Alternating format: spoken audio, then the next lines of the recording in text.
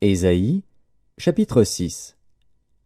L'année de la mort du roi Osias, je vis le Seigneur assis sur un trône très élevé, et les pans de sa robe remplissaient le temple. Des séraphins se tenaient au-dessus de lui. Ils avaient chacun 6 ailes, 2 dont ils se couvraient la face, 2 dont ils se couvraient les pieds, et 2 dont ils se servaient pour voler. Ils criaient l'un à l'autre, et disaient « Saint, Saint, Saint est l'Éternel des armées.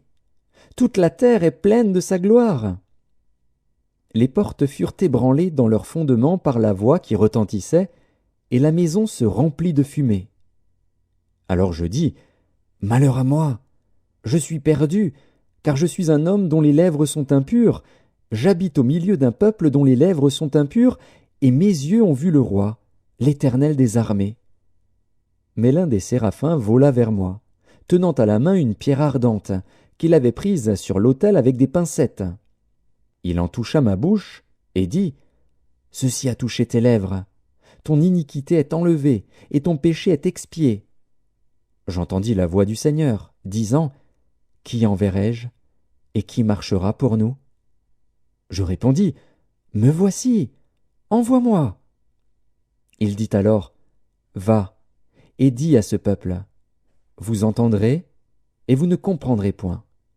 Vous verrez, et vous ne saisirez point. Rends insensible le cœur de ce peuple, endurcis ses oreilles, et bouche-lui les yeux, pour qu'il ne voie point de ses yeux, n'entende point de ses oreilles, ne comprenne point de son cœur, ne se convertisse point et ne soit point guéri. » Je dis, « Jusqu'à quand, Seigneur ?»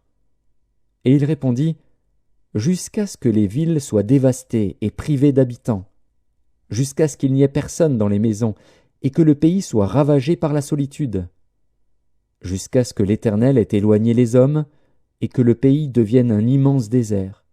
Et s'il y reste encore 1/10 des habitants, ils seront à leur tour anéantis. Mais, comme le térébinthe et le chêne conservent leur tronc quand ils sont abattus, une sainte postérité renaîtra de ce peuple.